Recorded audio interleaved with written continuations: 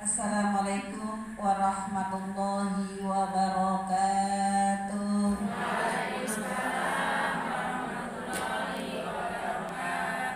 Bismillahirrahmanirrahim. Alhamdulillahirabbil alamin. Wa bihi nasta'in ala umuri dunya waddin. Wassalatu wassalamu ala asrofil anbiya'i wal mursalin wa ala alihi wa sahbihi ajmain. Qala Allah ta'ala fi hadzal Qur'anil karim.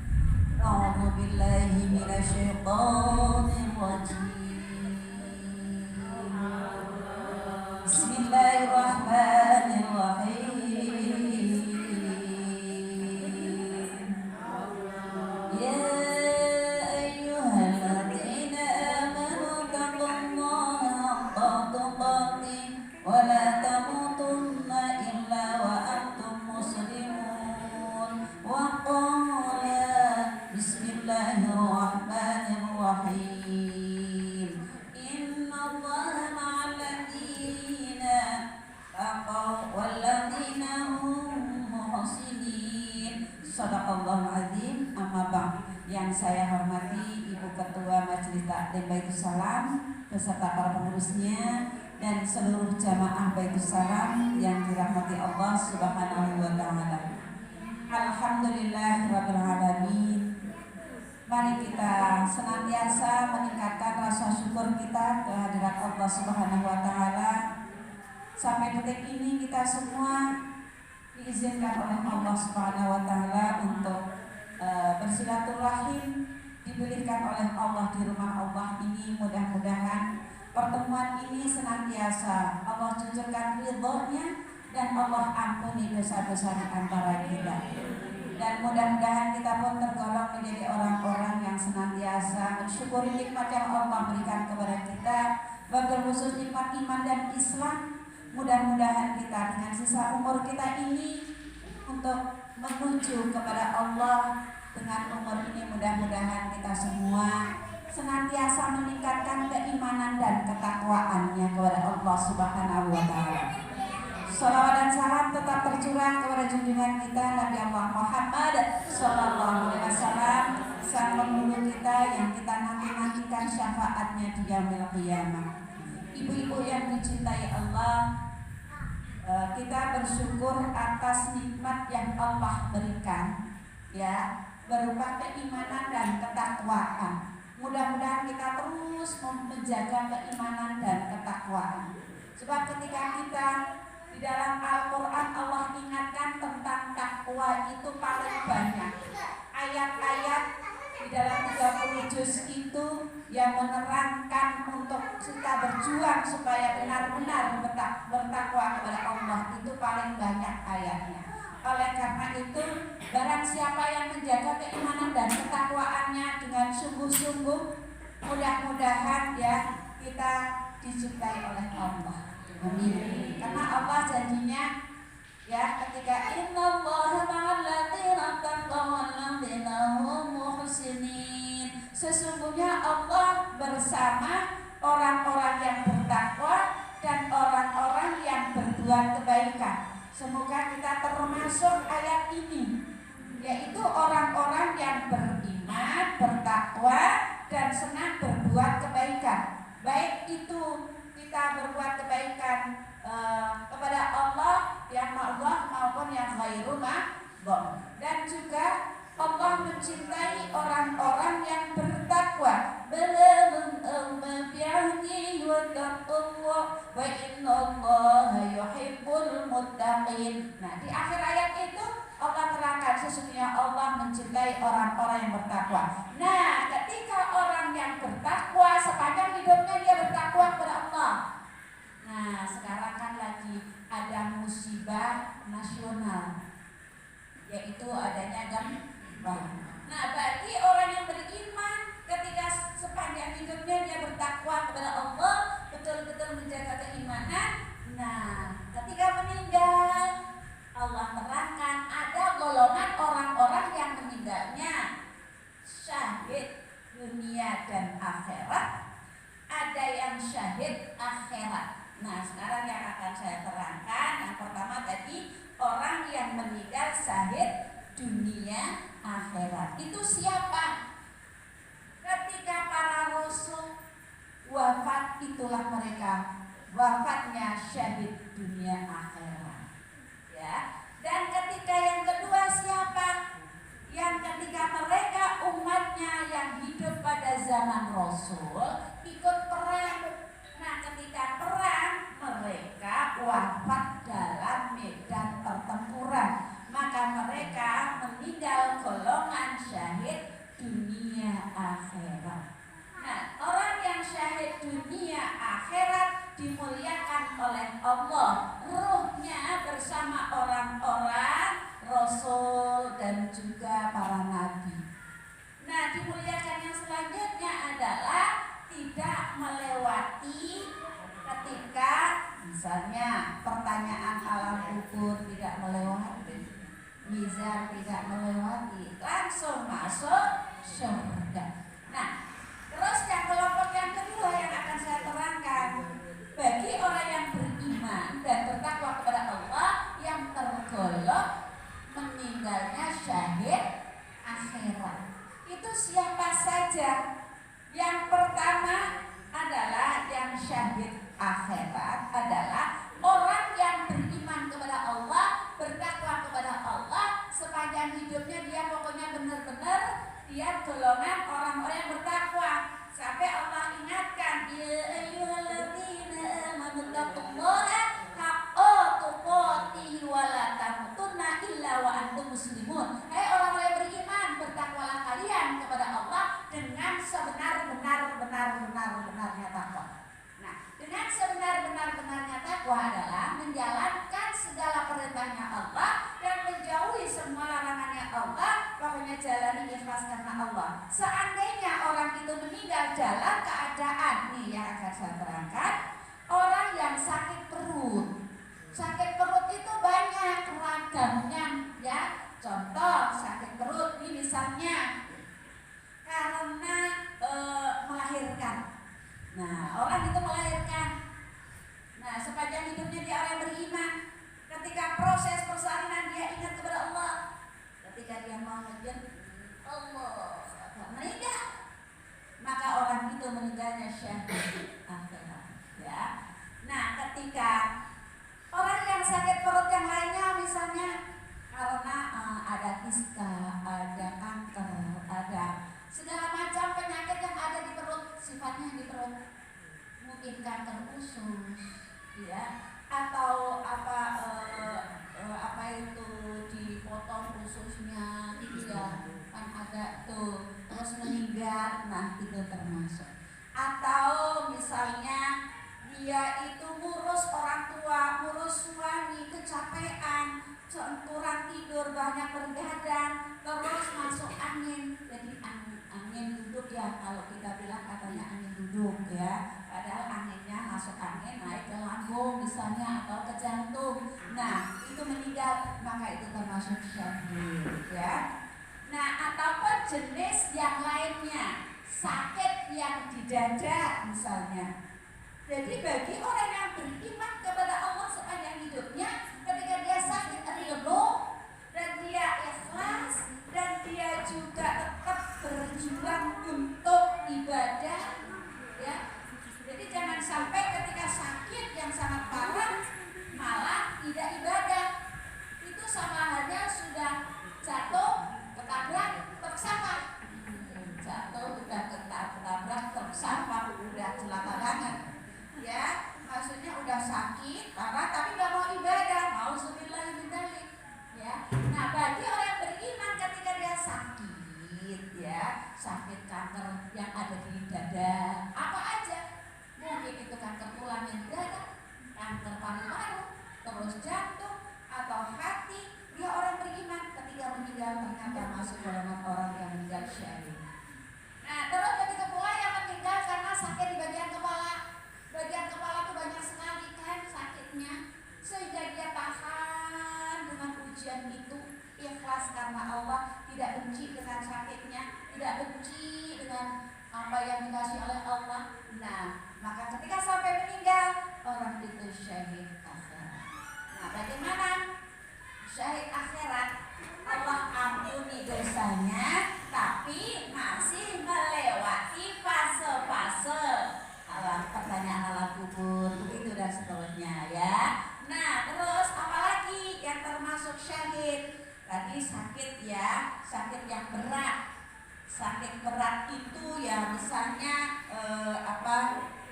dia kanker udah menjalar, kanker darah, kanker tulang, kanker otak misalnya. Nah, ketika dia sakit tetap zikir Allah, Allah, Allah, Allah, Allah, dia meninggal, maka termasuk syahid. Jadi yang tahu hanyalah Allah. Nah, tapi bagi orang yang sepanjang hidupnya nggak beriman kepada Allah, ya tidak. Ketika dia sakit parah, tidak beriman kepada Allah, maka tidak termasuk syahid. Ya. Terus apalagi yang orang yang sakit apalagi sakit yang kemarin itu wabah apa aja yang membuat orang itu meninggal, kayak kemarin COVID, corona. Maka orang itu ketika dulunya waktu hidup orangnya beriman, bertakwa kepada Allah, ketika sakit dia pun tetap sholat, ibadah kepada Allah, terus zikir sampai meninggal, maka itu termasuk syahid. Apalagi orang yang menjemput rezeki, suami ibu, anak ibu, ya, menantu ibu yang keluar menjemput rezeki, bila mana dia bertakwa kepada Allah di jalanan, di tempat kerja, Allah jemput untuk dikirimi malakul maut, maka orang itu syahid. Makanya ketika ibu suami mau berangkat kerja, tolong ibu ingetin supaya bismillahi tawakkaltu ala Allah, la haula wala quwata illa billahil aliyyil azim. Terus ibu baca, suami berangkat, ibu jangan malah baik-baik. Bu, baca, ingat-ingat nanti praktekin ya. Baca surah Al-Ikhlas, surah Al-Ikhlas dan ayat kursi serta sholawat. Sholawat boleh sholawat Jibril, boleh sholawat kepada Rasul. Assalamualaikum ya Rasulullah, itu boleh. Maka ketika orang yang keluar rumah dia membaca itu sehingga di jalan menemui atau ditemui malakul maut, maka orang itu meninggalnya dalam keadaan syahid. Begitu pula yang selanjutnya nomor sekian, orang yang menuntut ilmu, yang keluar rumah menuntut ilmu, anak-anak ibu ini suruh baca doa ketika udah disisirin, udah rapi, kakak, adik, ayo baca doa. Begitu. Maka ketika itu menemui malakul maut, ya ditemui oleh malakul maut, dia mati syahid. Orang yang mau thalabul ilmi, baik itu dia urusan sekolah, pendidikan ke sekolah, ataupun ibu seperti ini, ibu kan menuntut ilmu, keluar dari rumah. Nah, ketika di jalanan mendapati musibah, maka orang itu sampai meninggalnya syahid, ya. Terus apalagi orang yang tenggelam karena naik getek. Tahu getek? Tahu ya? Kayaknya ini generasi jadul. Getek. Lah, ada getek terus berimpang, terus nggak bisa renang. Begitu dia Allah Akbar atau la ilaha illallah sampai meninggal, maka orang itu meninggalnya syahid. Atau orang yang naik kapal laut, nah kapal lautnya tenggelam kecelakaan, maka orang itu meninggal syahid, ya. Dan ketika orang itu naik pesawat, pesawatnya jatuh, orang itu beriman dan bertakwa kepada Allah, ketika meninggal itu adalah meninggalnya syahid. Terus yang kena benturan keras, ya ada gempa. Ketika ada gempa, goyang kayak di ayun-ayun, la ilaha illallah, Allah Akbar, keluar tiba-tiba runtuh. Kalau kena benturan itu, maka orang itu termasuk meninggalnya syahid. Ya, terus ada orang yang terkubur karena ada longsor, ya, tertimbun. Nah, kalau itu orang yang beriman sepanjang hidupnya dan ketika detik-detik terakhir, ya, dia ingat kepada Allah, maka digolongkan mati syahid. Nah, terus apa lagi? Yaitu orang-orang yang kecelakaan karena silaturahim. Ibu mau silaturahim, makanya kalau mau kemana pun ibu, kalau arisan jangan diniatin arisan. Mau kemana arisan? Arisan keluarga, mau silaturahim. Gitu. Ketika ibu silaturahim dengan keluarga, terlebih-lebih dengan orang tua, ibu ketemu, salaman, dua-duanya Allah ampuni dosanya. Bila itu ibu misalnya keluar, misalnya mau pulang, dapat kecelakaan, maka orang itu termasuk meninggal syahid. Gitu. Terus apalagi ketika orang yang beriman mau tidur, dia sudah punya wudu. Makanya nih kalau apa yang saya omongin praktekin ibu. Ketika ibu mau tidur, tidurnya orang yang beriman.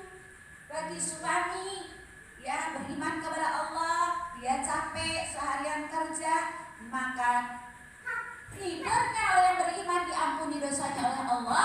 Terlebih-lebih ngikutin syariatnya yang dicontohkan Rasul. Bagaimana Rasul? Kan aku udah bilang, punya wudu, bu, kan punya suami. Yang namanya punya suami colak-colek, cemak-cemek, mana baik, ya, apa baik pokoknya, kan batal. Maka dicatat dia punya wudu. Apalagi ibu dikasih sodako, udah wudu, jangan bilang Pak saya udah wudu. Jangan, terima aja sodakonya. Dicatat oleh malaikat punya wudu. Apalagi ketika ibu ditanya sudah ngapain mak, lagi zikiran Al-Falah, Al-Fatihah, An-Nas, Al-Ikhlas, ayat kursi ditambah syahidun istighfar. Nah kan mau latihan mati. Nah ketika orang yang beriman dia mau tidur sudah zikiran seperti itu terus meninggal, maka meninggalnya fisabilillah juga termasuk syahid. Kan yang tahu hanya Allah, betul nggak? Tapi kita berjuang, berusaha meningkatkan keimanan dan ketakwaan. Terus siapa lagi? Seorang istri yang kecapean ngurusin keluarga, ngurusin anak, ngurusin orang tua, pokoknya udah capek banget, tapi gak banyak ngeluh. Kenapa mak remet? Kenapa capek banget? Kenapa sih ngurusin emak mentua? Remet, berantak semua pak. Jangan ngeluh. Seorang wanita yang ngurus rumah tangga ikhlas karena Allah, capek diterima ikhlas karena Allah, sehingga membuat dirinya karena kecapean dia masuk angin, ngurusin anak capek masuk angin, cucian ngurusin mertua, cuciannya banyak masuk angin, anginnya cucuk, bukan angin berdiri, anginnya duduk, terus meninggal. Maka si istri itu yang seperti itu termasuk syahid. Masya Allah. Kayak gitu kita kadang-kadang ngurusin rumah tangga, ya Allah capek banget pak. Mana saya antar jemput, coba anak papa 3, antar jemput sekolah beda, masuk lesnya beda, kan 6 kali, itu baru sekali anak untuk sekolahannya, belum lesnya. Ya Allah pak, lewat mana tadi? Jembatan 14, pantesan jembatannya goyang-goyang. Bibi gua lewat sini, bibi goyang-goyang. Bu, jadi seorang istri dimuliakan oleh Allah. Ketika dia beriman kepada Allah, ngurusin rumah tangga ikhlas, ngurusin anak ikhlas, ngurusin suami ikhlas, ngurusin mertua ikhlas. Seandainya malakul maut menjemputnya, maka orang itu meninggal juga termasuk syahid. Terus apalagi ya, seorang istri yang solehah mempertahankan rumah tangga karena dulu cintanya karena Allah dengan si suami. Terus ngurusin anak, belain anak mati-matian. Suaminya benar-benar udah dia pulang-pulang yang dibeli madu, bukan madu yang madu tawon. Ya, terus istrinya tahu kamu gak suka gua beli madu, enggak, langsung cuk mati, lalu perutnya ditusuk, jantungnya kena, mati. Maka si istri itu syahid, ya, karena mempertahankan keluarga dan mempertahankan untuk jagain anak meninggalnya syahid. Terus apalagi orang yang membela ketika anaknya mau diculik, ini misalnya anaknya mau diculik, ibunya pokoknya mempertahankan, nggak boleh, sehingga kena kekerasan. Nah, orang itu meninggal, maka si wanita itu syahid, ya. Nah, ketika syahid akhirat, Allah yang Maha tahu, dan mereka dimuliakan oleh Allah. Apa? Allah ampuni dosanya, Allah tinggikan derajatnya, masya Allah. Ya, dan ada golongan-golongan yang tidak melewati atau menerima pertanyaan alam kubur. Tadi saya bilang siapa? Para nabi dan rasul. Yang kedua siapa? Orang-orang yang wafat dalam medan pertempuran perang.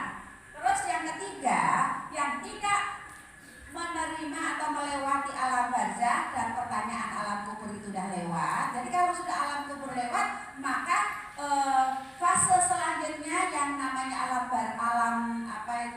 pada mahsyar juga tidak melewati, mizan juga tidak melewati, timbangan tidak melewati, langsung meniti akhirat secepat kilat.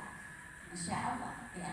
Yaitu nabi dan rasul. Yang kedua, orang yang wafat dalam medan perang yang niatnya ikhlas karena Allah. Yang ketiga adalah orang-orang yang meninggal sebelum balik. Misalnya umurnya 7 tahun kan belum balik, dia meninggal, maka dia tidak akan melewati fase pertanyaan alam kubur dan juga nanti di padang mahsyar dan selanjutnya, langsung masuk surga. Tapi dia tidak mau. Lo kok nggak mau? Maka mau nungguinnya ketika di depan pintu surga tapi agak jauh, sehingga mereka berkumpul di sana. Yang nemenin adalah Nabi Ibrahim alaihissalam. Terus siapa lagi yang meninggal? Orang-orang, ya, misalnya keguguran ibu. Nah, keguguran yang murni, ya, yang murni. Maksudnya murni bagaimana? Ya pokoknya tidak ada unsur disengaja. Nah, beda kalau misalnya saya nggak mau hamil, nah karena males, ribet, nggak mau repot gitu ya. Begitu lihat ada lada hitam, lada putih, lada merah di blender, terus di blender lagi ame nanas yang muda, dikasih autan. Dan judulnya yang penting bisa diguguri. Nah, yang seperti itu dosa besar. Tapi bayinya tetap masuk surga tanpa hisab. Kalau sudah tanpa hisab, dia tidak melewati alam barzakh. Nah, orang-orang yang meninggal tapi sebelum balik, tapi orang tuanya itu non muslim, itu juga tidak melewati, langsung masuk surga, tapi berkumpul dengan Nabi Ibrahim. Nah, mereka yang meninggal masih kecil, tapi orang tuanya non muslim, langsung masuk surga. Tapi bagi orang yang keluarga orang tuanya beriman kepada Allah, dia tidak mau. Padahal sudah difasilitasi diperintahkan oleh malaikat faliyadkhulul jannah. Gak mau, dia jawabnya gak mau. Kenapa? Karena dia masih menunggu dengan penuh kesetiaan, nunggu orang tuanya. Nah, termasuk anak-anak yang meninggal, mohon maaf, baru lahir 1 menit, atau yang meninggal dalam perut, atau yang dikuret karena memang sakit, ya, karena memang kegugurannya murni karena sakit, maka dia akan langsung masuk surga. Terus siapa lagi? Mohon maaf nih ya, orang yang dari lahir cacat mental. Ketika fisiknya lengkap, kakinya ada, tangannya ada, tapi nggak bisa berjalan, nggak bisa bicara, kan ada yang seperti itu. Nah, maka ketika nanti dia meninggal langsung masuk surga, tapi nunggu orang tuanya, nungguin ya. Jadi kalau ada orang yang punya anak istimewa seperti itu, ya jangan deh orang tuanya mau. Nah, mereka karena kurangnya pemahaman dalam hal ini, kadang-kadang para orang tua, mohon maaf, yang punya anak istimewanya diumpetin lah, terus gak diurus. Padahal yang ngurus dan orang tua yang punya anak istimewa, orang tuanya juga diistimewakan oleh Allah. Diistimewakannya bagaimana? Ngurusin anak yang istimewa ekstra, lebih banyak perhatiannya, kasih sayangnya, maka dia lebih banyak pahalanya. Ketika dia sabar, lebih banyak pahalanya. Tapi kalau orang tua itu tidak mau terima, ya, maka dosa ini. Jadi ketika ada orang yang ngeluh, terus merasa malu, merasa tidak percaya diri, punya anak seperti itu, ini dosa. Maka kasih tahu, Bu. Udah gitu orang itu gak pernah ngaji, gak tahu ilmu hal ini. Ya padahal dia ngurusin anak yang seperti itu dilipat gandakan pahalanya. Nah, bila dia itu meninggal, tidak akan melewati fase-fase alam barzah dan seterusnya, langsung masuk surga. Tapi dia nggak mau gitu. Karena apa? Nungguin orang tuanya. Masya Allah. Terus kalau misalnya Bu, kalau itu cacatnya cacat fisik dengan cacat mental beda.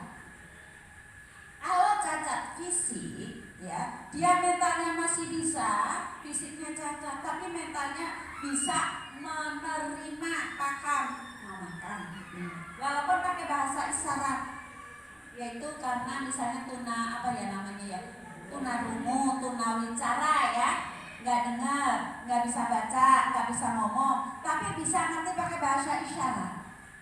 Ya, saya contohkan seperti anaknya Dewi Yul ngajarin sholat, ngajarin baca Quran. Nah, itu orang tua yang seperti itu pahalanya sangat luar biasa. Makanya dikenal anak istimewa. Jadi istimewa untuk orang tuanya dan istimewa untuk anaknya. Nah, ketika anak itu cacat fisiknya, mentalnya tidak cacat, orang tuanya berkewajiban ngajarin hukum Islam. Nah, kalau yang tadi cacat mental tidak kena hukum Islam, seperti sholat enggak, puasa enggak, tapi orang tuanya wajib mengeluarkan zakat fitrah dan bayar fidyah. Ya. Nah, terus siapa lagi yang tidak melewati pertanyaan alam kubur dan langsung masuk ke kelompoknya Nabi Ibrahim? ODGJ. Tahu ODGJ? Orang dalam gangguan jiwa. Nah, kalau dari misalnya nih, dari kecil dia tidak ODGJ, begitu sudah remaja 18 tahun, kenapa dia seperti itu ODGJ? Karena misalnya ceweknya digebet oleh temennya. Ini misalnya, cuma misalnya, ya. Nah terus dia mikirin banget, sampai sampai stres. Orang tuanya udah biaya muter-muter untuk biayain, tapi nggak ada kesembuhan, ya. Baik laki maupun perempuan. Maka orang-orang yang seperti itu dia dimintain pertanggungjawaban di alam kubur, mulai dari balik sampai dia sakit ODGJ itu. Ketika dia sudah ODGJ terus umurnya sampai 60 tahun, maka ketika mulai sakit sampai 60 tahun itu tidak kena hukum Islam. Sholat enggak punya kewajiban, karena kan syaratnya orang sholat kan sehat akalnya, kan begitu ya. Terus siapa lagi? Ketika yang kena hukum, yang kadang kena tapi kadang enggak gitu. Lo kok ngederin? Enggak usah keder. Kadang kena hukum, kadang enggak gitu. Siapa itu? Orang yang sakit step yang parah. Step yang parah itu apa namanya? Epilepsi. Iya, epilepsi. Ketika orang tua yang punya anak epilepsinya itu berapa persen? Kalau misalnya epilepsinya 40%, dia orang tuanya berkewajiban memberikan pendidikan, pelajaran untuk ngajarin sholat. Karena dia ketika sehat bisa menerima pelajaran. Tapi ketika dia kambuh kan nggak bisa, apalagi berjam-jam. Nah, tinggal dilihat, ya. Nah, ketika di waktu sholat, waktunya sholat, dia kambuh. Udah gitu lama banget misalnya, lama, maka nggak kena hukum, Tapi nanti Isa dia sehat, udah sehat, misalnya sehat, namanya sehat, kena hukum, ayo sholat. Nah, ketika dia misalnya epilepsinya sudah 80%, maksudnya antara sadar dan tidak sadarnya banyak kan tidak sadar, maka tidak kena hukum. Ini terus puasa, ketika puasa dia diajarin, tapi ketika dia seperti itu nggak kena hukum. Kalau kamu kan ternyata epilepsi itu juga sekian persen gitu ibu. Ada yang ketika dia sudah stadium akhir berarti sudah 85%, maka nggak kena hukum. Tapi ketika dia masih 40%, ajarin sholat dan ajarin puasa. Nah, orang yang epilepsi ODGJ, orang tuanya berkewajiban memberikan ketika puasa dia nggak puasa, maka orang tuanya harus membayarkan fidyah. Kalau orang tuanya nggak ada, misalnya yang nanggung dia itu siapa?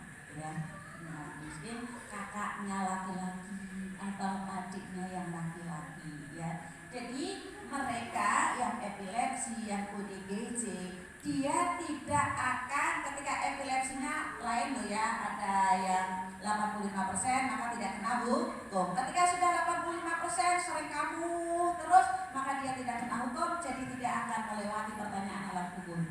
Langsung masuk ke kelompoknya Nabi Ibrahim, dijaga oleh Nabi Ibrahim, dan dia menangis terus iya, disuruh masuk surga nggak mau, tapi nangis terus.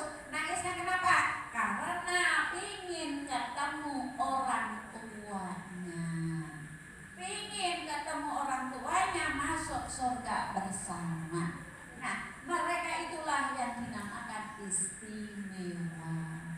Nah, ketika sudah ketemu orang tuanya, maka si anak itu akan menunjukkan rumah dan istananya di surga. Masya Allah.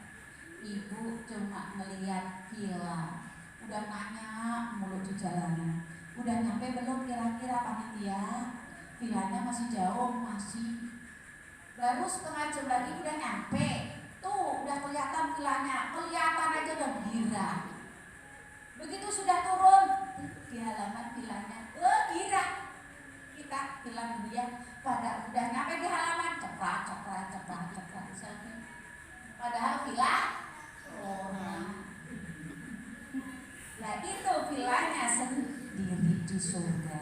Maka ketika ibu yang punya anak yang sudah diambil oleh Allah, ayo ibu semangat beribadahnya, karena dia nanti di akhirat sangat menanti, sangat rindu, sangat kangen dengan kedua orang tuanya. Maka ketika mereka memang ia tangis dia, nah mudah-mudahan cepat ketemu dengan orang tuanya, ya Bu ya. Coba kalau di dunia, misalnya di dunia ibu jalan-jalan sama anak, terpisah dengan anaknya nyari mama, nangis gak itu anak? Nangis, pengen ketemu emaknya juga pengen ketemu anaknya, apalagi nanti di surga. Nah ketika sudah ketemu, maka orang tuanya, ayah dan ibunya ditunjukinlah vilanya, istana surga. Dipersilakan masuk. Sehingga anak-anak lain yang belum ketemu kan nangis, gitu. Masya Allah. Ya. Ada pertanyaan mengenai hal ini? Silakan, mengenai mati syahid. Kalau tidak, sudah saya tutup. Baik, kalau tidak ada pertanyaan, saya cukupkan sekian. Mari kita tutup dengan doa Sayyidul Istighfar bersama. Bismillahirrahmanirrahim. Astaghfirullahaladzim, astaghfirullahaladzim, astaghfirullahaladzim. Allahumma anta rabbi la ilaha illa anta khalaqtani wa ana abduka wa ana ala mahdika wa wa'dika ma sata'tu. A'udzu bika min syarri ma sana'tu wa abu'u laka bi ni'matika 'alayya wa abu'u bi dhanbi faghfir li fa innahu la yaghfiru dzunuba illa anta. Rabbana atina fid dunya hasanah wa fil akhirati hasanah wa qina adzabannar. Subhana rabbika rabbil izzati amma yasifun wa salamun alal mursalin walhamdulillahi rabbil alamin. Dari saya cukup sekian, mohon maaf atas kehilafan. Akhirul kalam. Wassalamualaikum warahmatullahi wabarakatuh.